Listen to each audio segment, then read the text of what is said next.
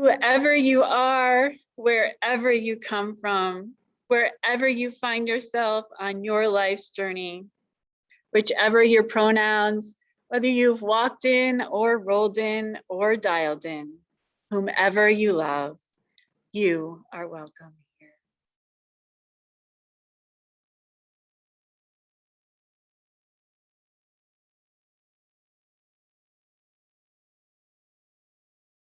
Come into this place with your whole self, the parts that are raw and exposed, the part that is beaming with joy, the part that is seeking the truth, the new, the possibility. Come into this place, open your heart, lay down your burden, lift up your hope for something new to happen. Come into this place with fellow travelers on the journey, some faces new and others familiar, and all welcoming you here now to this moment. Come, let us worship together.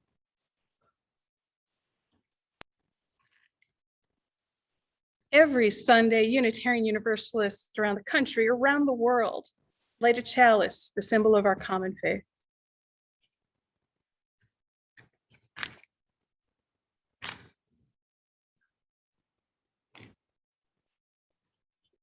Please join me in our chalice lighting words.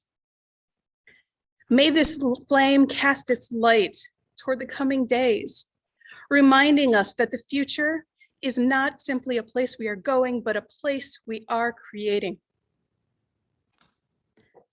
The path of new possibilities will not be found, but made. A new world is waiting to be built. May our time together light the way.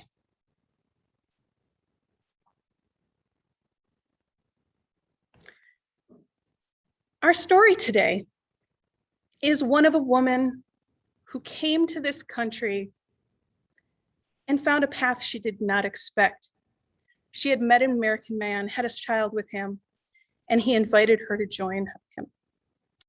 She did not know the language. She did not know the people. She did not know that once she crossed into this country, she could not go back to her homeland for some time. Some possibilities are scary. They seem too broad or sometimes too narrow. But there's always hope if you know where to look for it. Our story today is Dreamers by Yuyu Morales.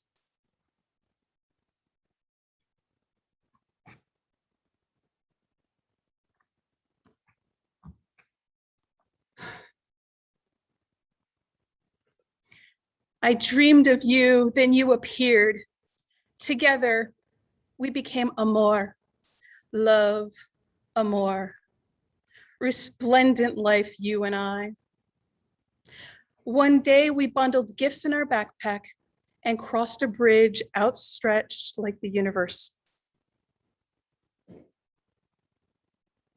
And when we made it to the other side, thirsty, in awe, unable to go back, we became immigrants. Migrantes, you and I. The sky and the land welcomed us in words unlike those of our ancestors. There were so many things we didn't know, unable to understand and afraid to speak. We made lots of mistakes. You and I became caminantes. Thousands and thousands of steps we took around this land until the day we found a place we had never seen before. Suspicious, improbable, unbelievable, surprising, unimaginable. Where we didn't need to speak, we only needed to trust. And we did. When you were not even 2 years old, the librarian gave you your own card so we could fill the stroller with books every week. Books became our language, books became our home, books became our lives. We learned to read, to speak, to write, and to make our voices heard. Someday, we will become something we haven't even yet imagined. But right now, we are stories. We are two languages. We are lucha. We are resilience. We are hope. We are dreamers, sonadores of the world. We are love, amore, love.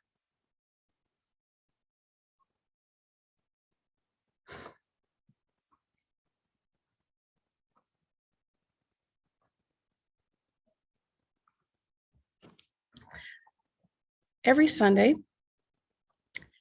we take the transformative act of giving.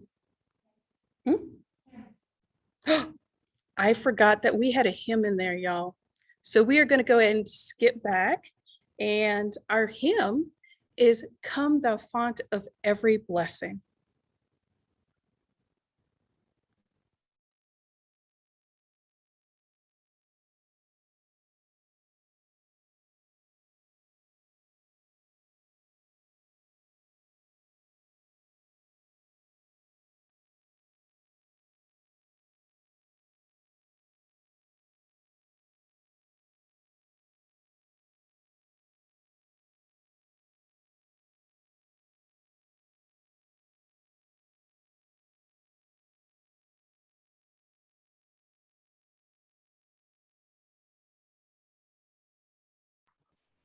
What was that about gremlins? We're working on it.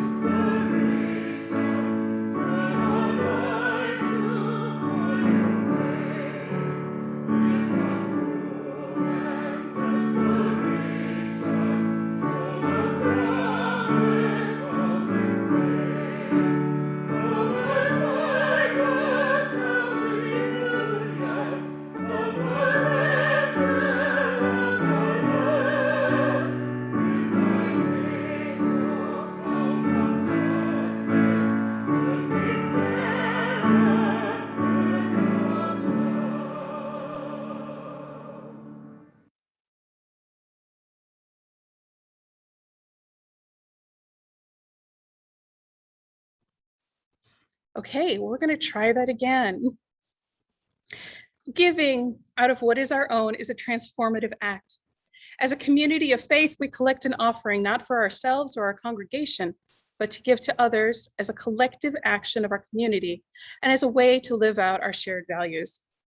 Please give with a generous heart to support the September Share the Plate recipients. This month, 75% of our offering goes to Justice Forward.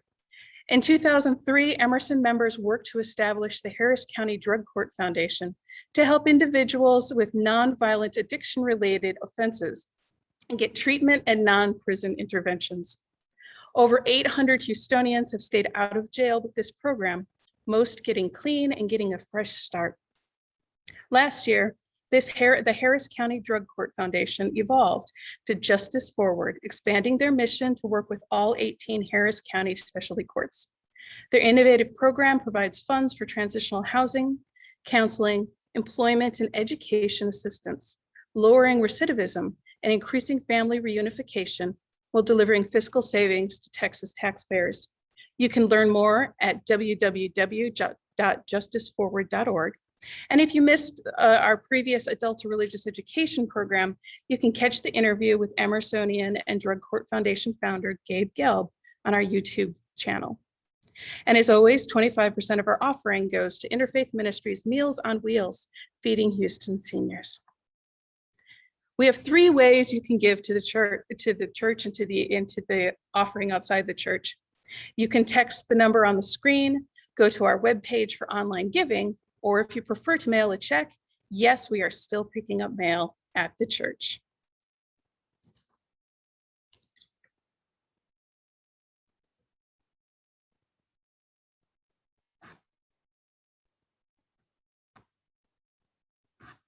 It looks like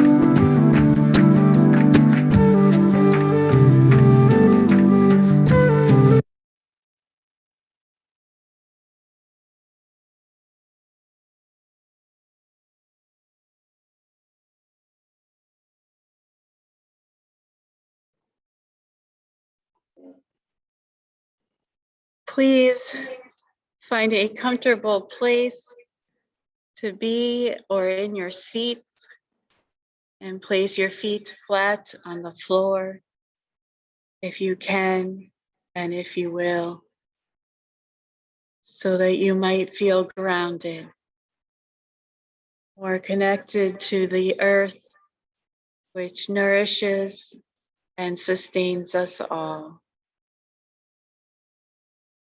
Close your eyes if you feel comfortable doing so, and take a deep breath in. As together, we enter into a time of meditation followed by silence. The moment comes when a choice arises, a holy moment. A decision must be made. Do I remain as I am?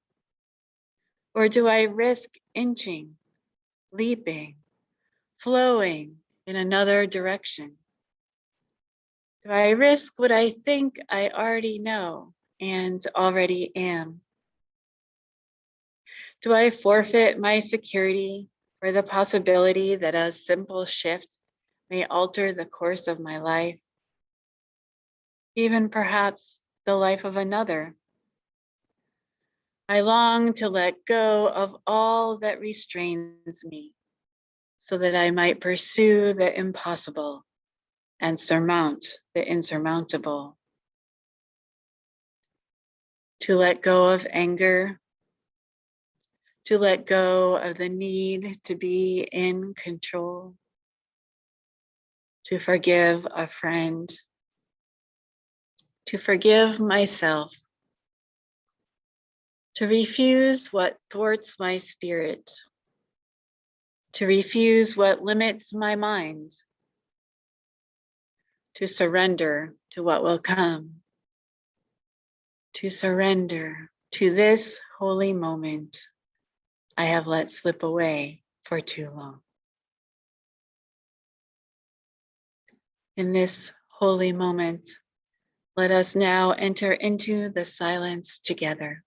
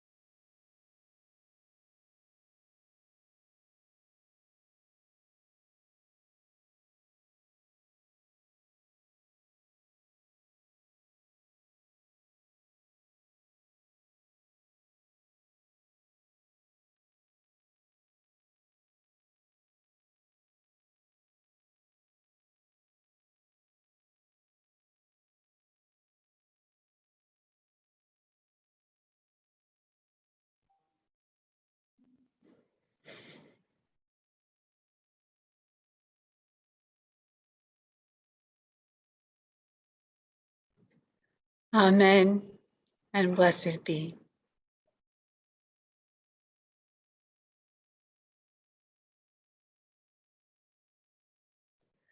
Our reading this morning comes from an article in the Yuyu World by Jeff Wilson.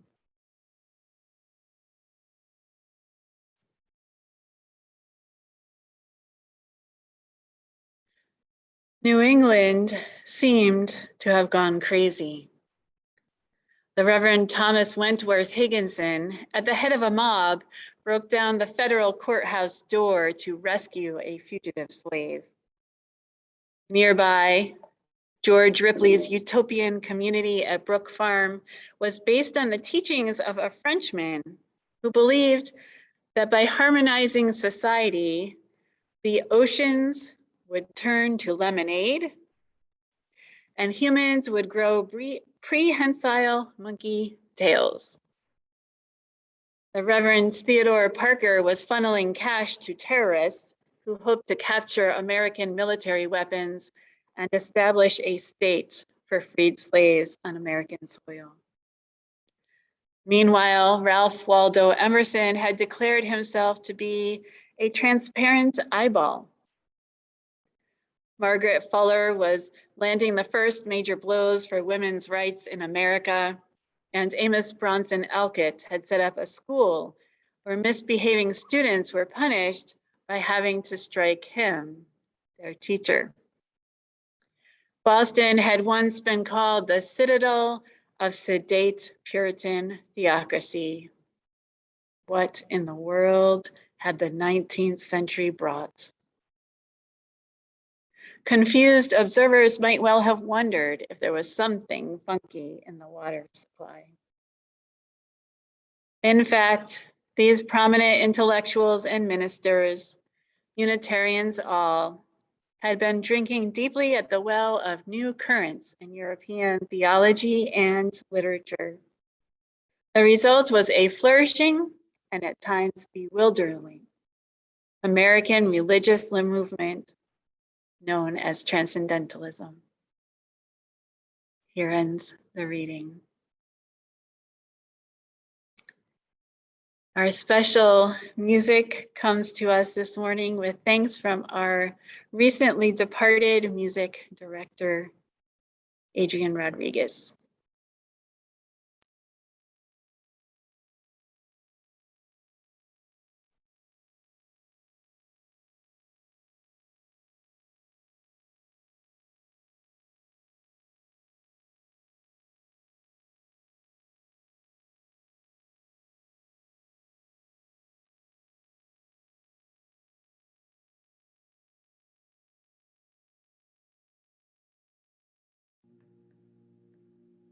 It's been a long, dark night, and I've been waiting for the morning. It's been a long, hard fight, and I see a brand new day dawning. I've been looking for sunshine,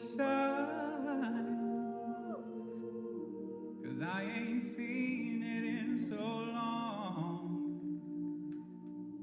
Everything's gonna work out fine. Everything's gonna be alright. It's gonna be okay. 'Cause I can see the light of a clear blue morning. I can see the light of a brand new day. And I can see the light of a clear blue morning. Everything's gonna be alright. I can see the light, see the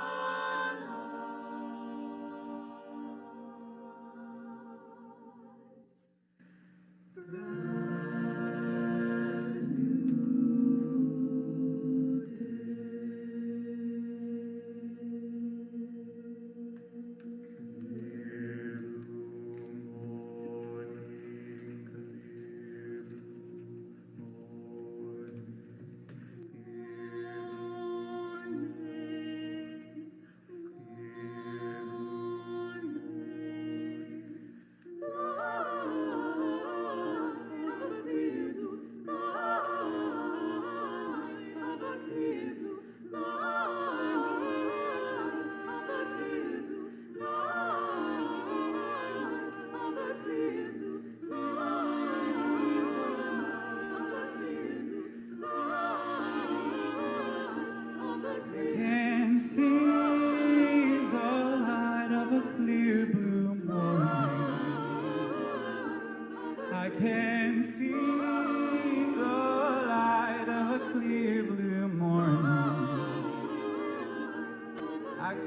see the light of a clear blue morning.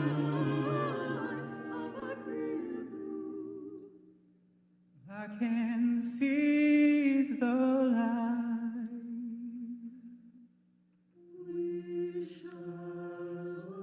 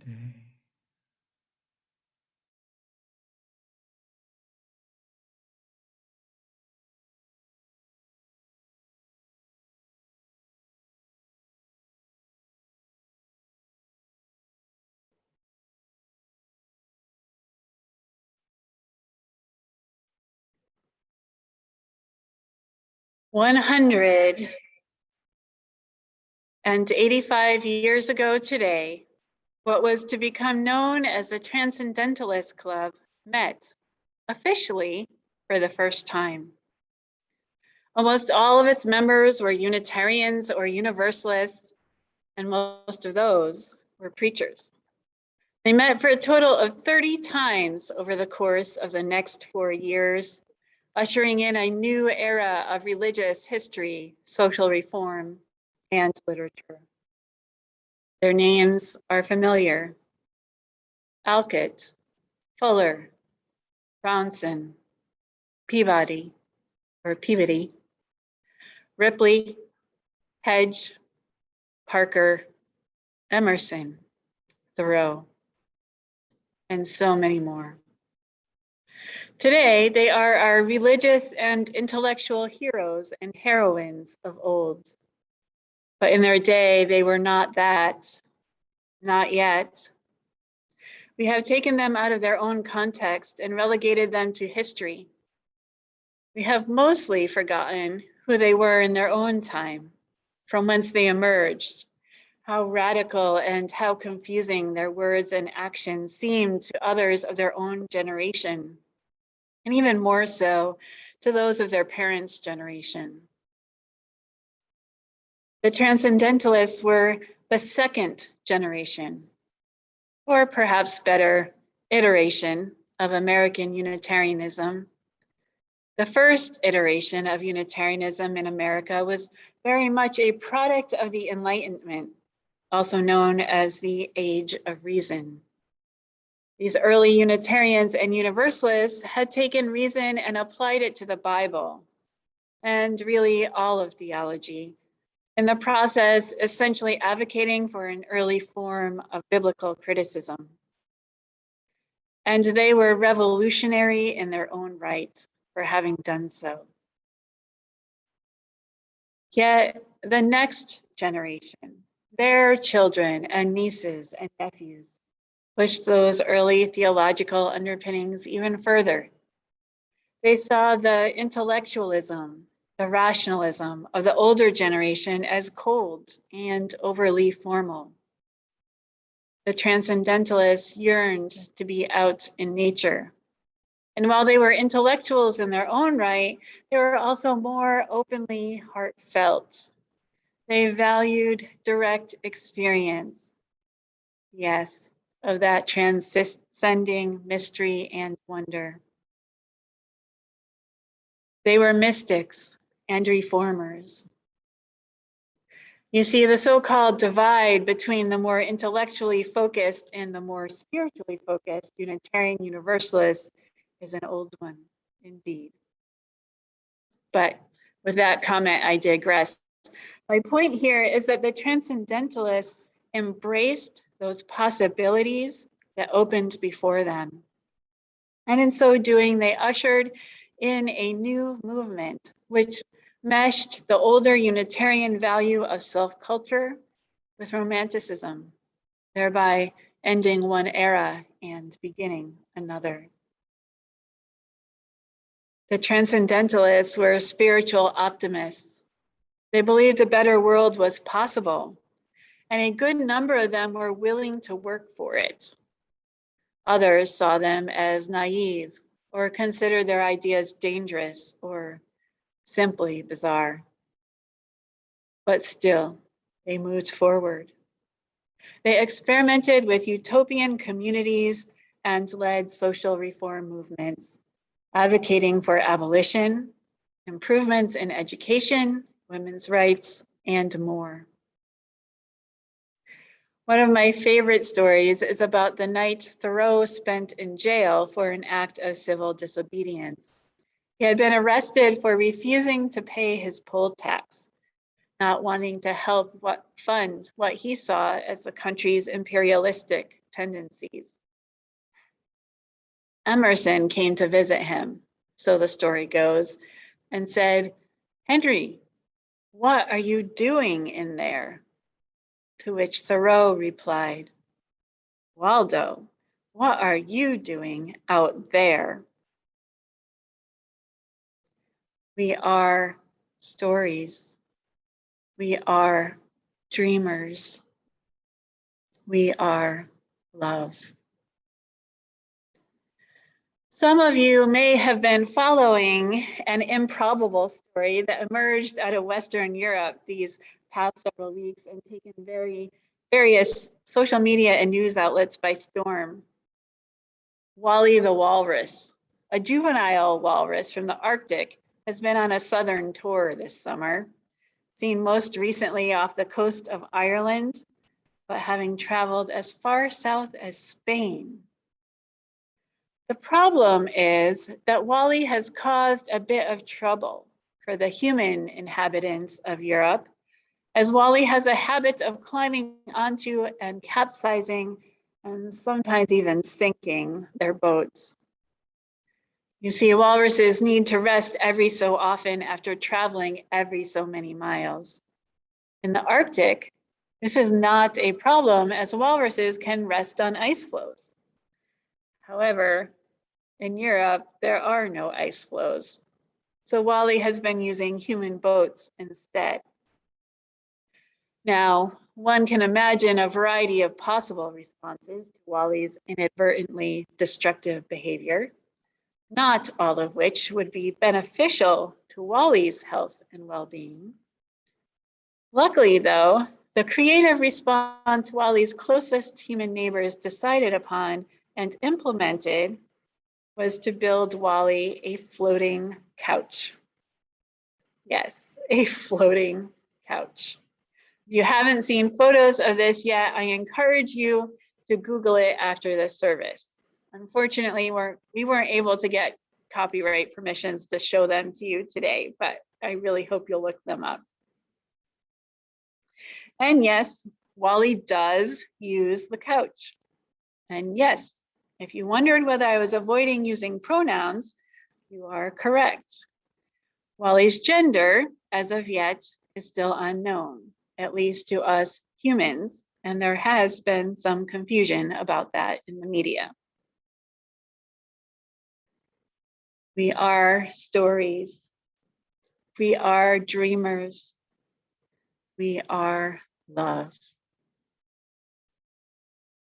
The next story was shared by the Reverend Joanna Fontaine Crawford and comes from a journey into the apostolic future of the church.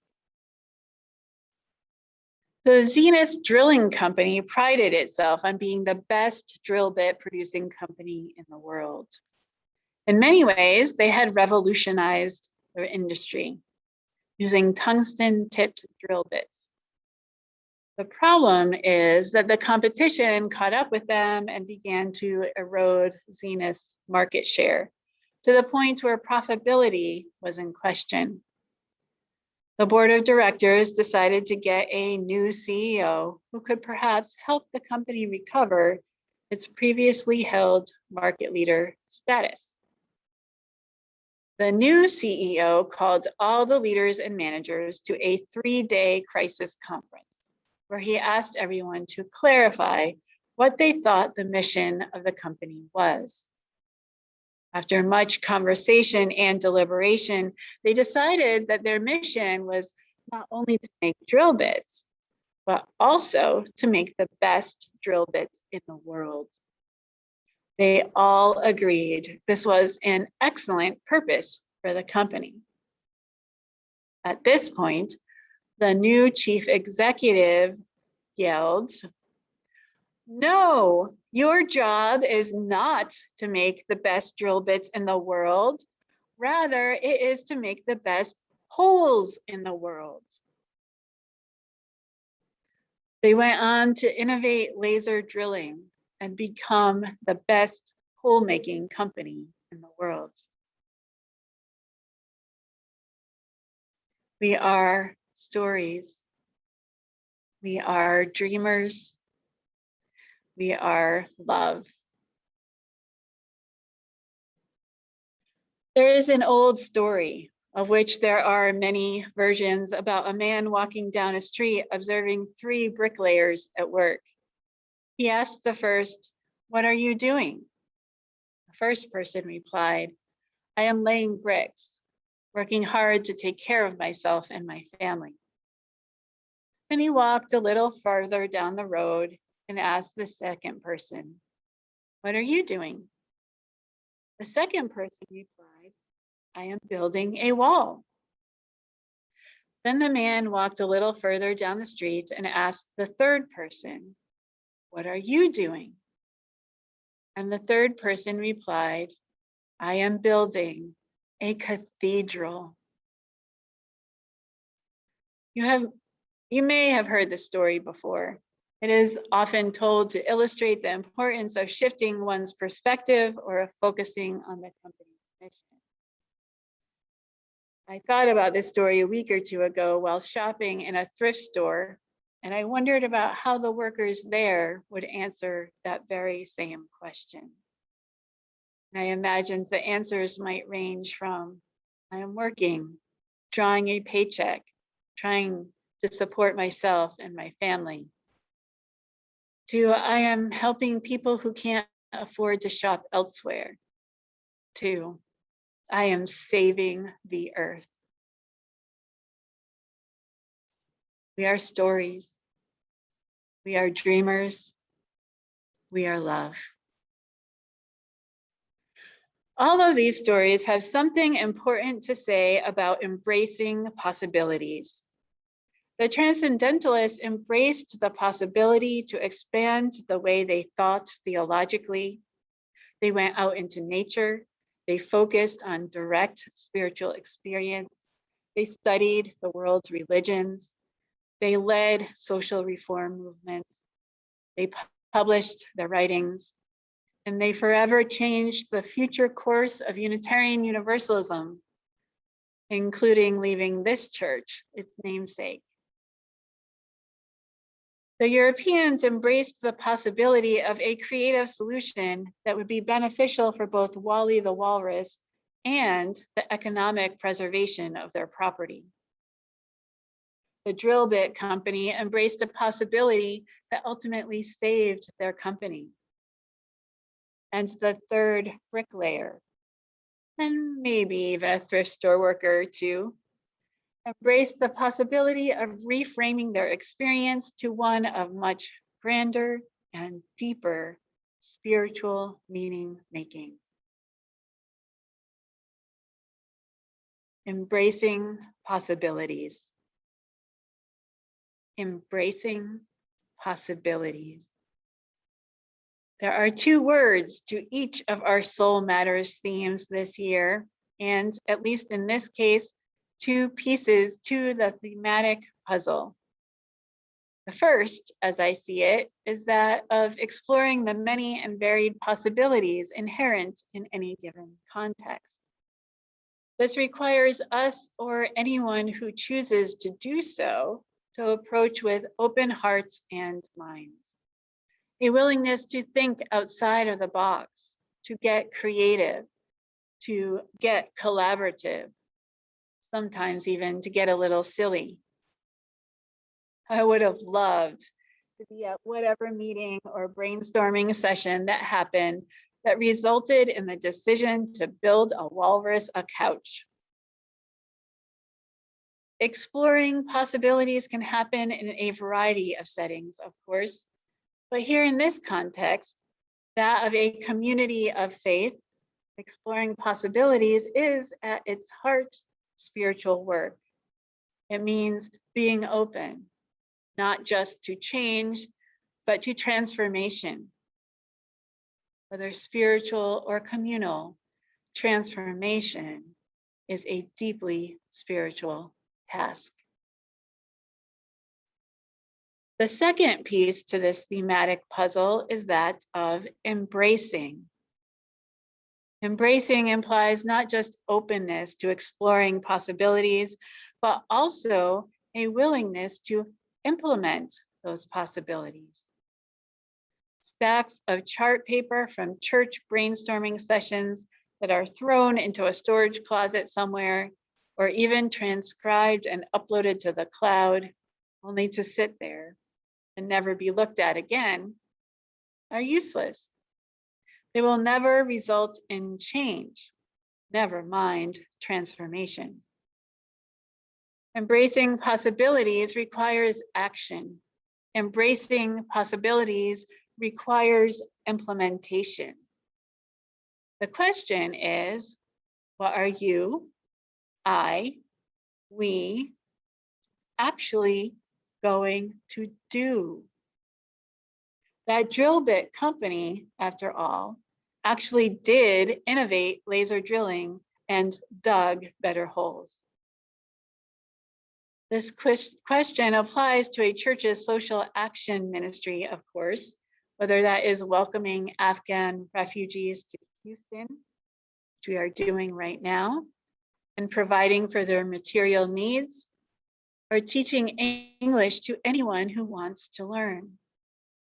But it also applies to the work of transformation an interim congregation is wont to do, or to the spiritual growth of transformation of any of a congregation's members, friends, or visitors.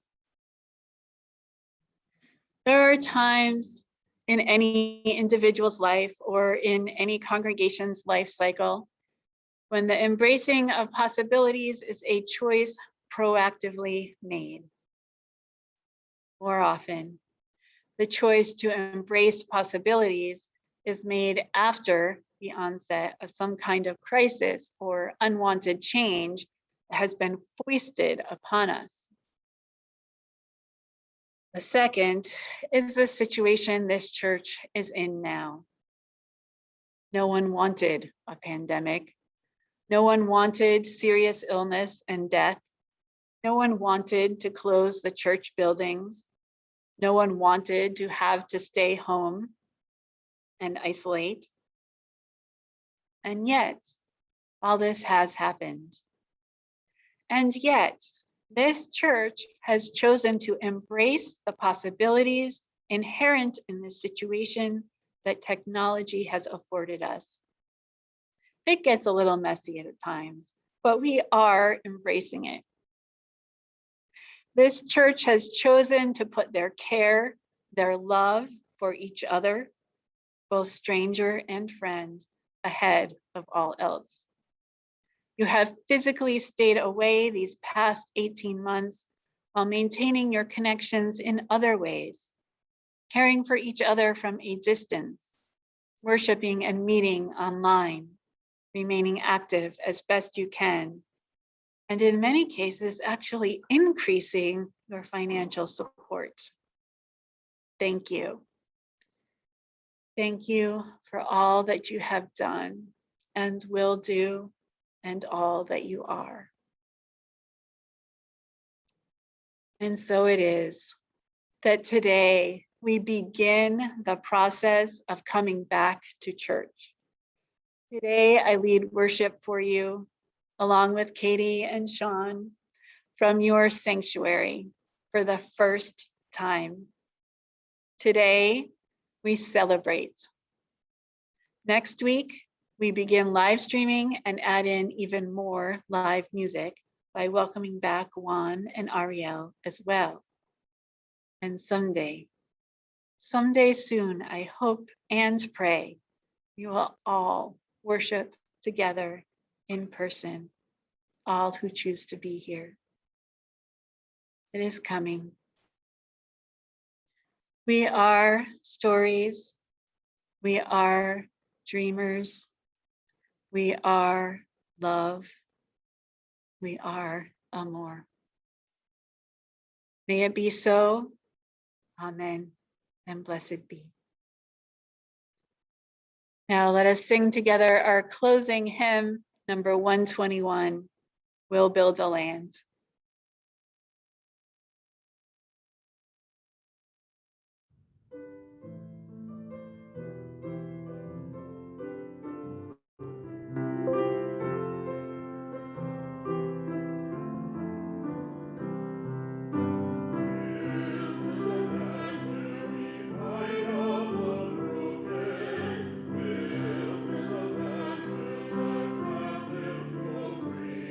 Where the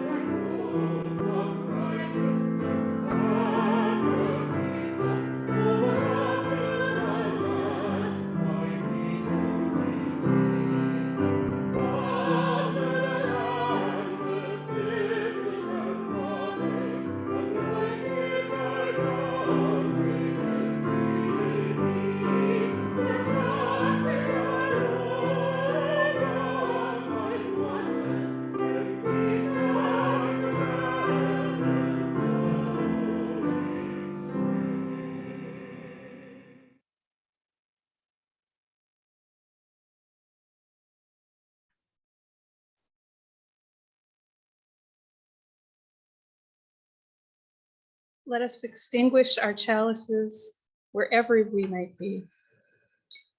Take from life its coals, not its ashes. Fan the flames of love and justice. Join hands and hearts in common endeavor. And there will be no limit to what we can achieve together.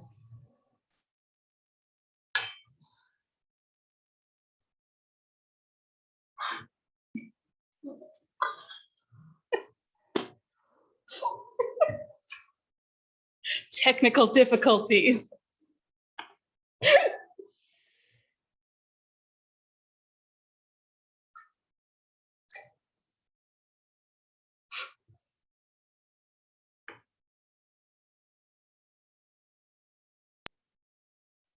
Go now in peace, with love in your hearts, kindness on your lips, and compassion at your fingertips. Blessing all others as you yourselves are blessed. Our worship has ended. Now our service begins. Amen and blessed be.